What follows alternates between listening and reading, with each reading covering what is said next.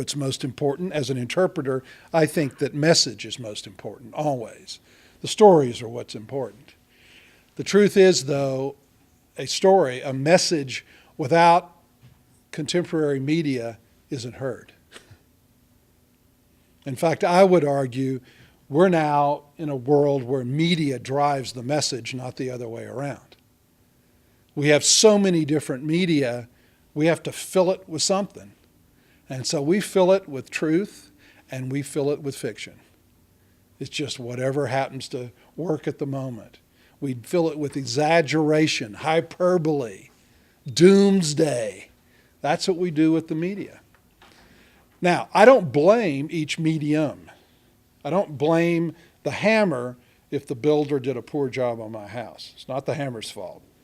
So I think it's our challenge to find that balance between the media that we have to use and use every medium we can and the message we're trying to get across. Who you are, where you came from, what people can do, the sorts of experiences they would have. And I don't mean just there's 4.7 miles on the Clarion River where you can canoe. Tell me what it's like to canoe on the Clarion. Those stretches where you have those wonderful boulders and you get common mergansers, the ducks, moving in and out behind them. And that's a special experience. Or in the spring when the various types of mayflies start erupting. And right? And then suddenly there's just this cloud of insects look like smoke over the water. I just think those are remarkable experiences. That's what people want to hear. Not the fact that, well, it's the green mayfly and this type of trout, you tie the fly. No, experiences. The framework, the new media change, with the new technologies force that change, but often it changes the picture as well. And that's our great challenge, which is how do we keep the picture in that framework still accurate? Something that's still true to who you are and how you would like to be seen. And it's a great challenge. I mean, I think it's the most important challenge our industries face at this moment, simply because of the explosion of media and all the other voices that are speaking for us. I give a great example. I remember it, and it probably hadn't changed at DCNR. Mike, you can tell me. There was a time when you guys were firewalled out from the various types of the internet. Is it still that way? It's changing. Okay. Not everybody can get to Facebook yet. Okay. So you got all these ATVers and snowmobilers and various other types of recreationists. Man, they're well organized. And if it snows, tonight, it's going to be on the net and they're going to say, hey, I'll meet you at, SB Elliott at 4 a.m. and this is the trail we're going to go down. But DCR doesn't know that conversation's going on because they're not privy to the conversation. They're firewalled out. So I remember when we used to go down to the Starbucks so we could get online, and that's where you sort of try to figure out what was going on. Then you could go back to Rachel Carson. I mean, it is where this conversation is taking place. It's out there, and other people are speaking for you.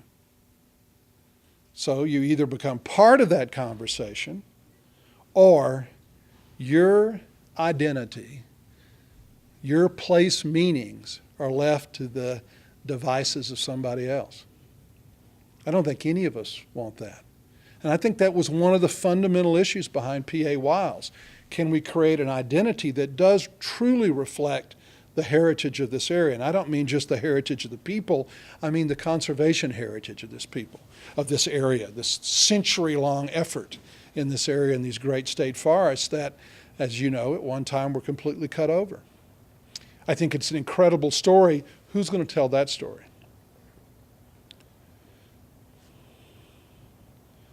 And who's going to tell the story of what it's like early in the morning at Hicks Run when the elk start bugling and it echoes down the mountains? Now, how are you going to explain that? Because that's what matters, not the fact there's an elk there.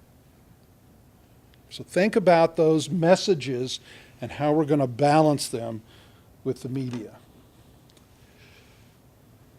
Web. The old web, and I hate to, it's embarrassing to say the old web. I was in college, not only the web didn't exist, computers really didn't exist. There was one giant computer in some hall somewhere. I don't even remember where it was. And there were all these students key punching cards. And you'd have these box after box after box of cards. And of course, somebody drop them, they'd get out of order. And the machine could basically add. That's all it could do, add and subtract. So what is this Web 2.0, which is now becoming interactive?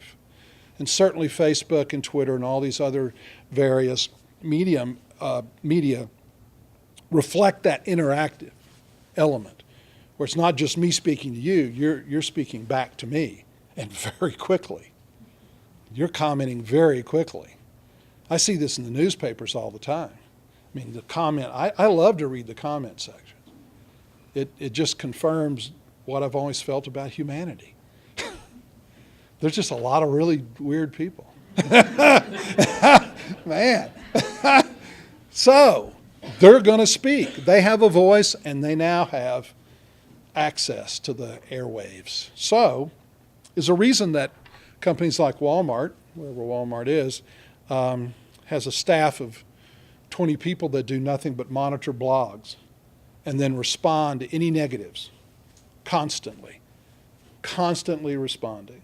Where are the positives coming from? But more importantly, how do we nullify negatives? It's hard to do. But if you're going to take a jump into social media, you have to. You have to manage it. And I think you have to manage it in such a way that it's true to the place, that place meanings are properly communicated, as you know they are. I don't need to get into this stuff. Virtually everybody's using it. I know, look, not everybody has a smartphone. Do you know how many smartphones Apple sold last quarter? Did you see that?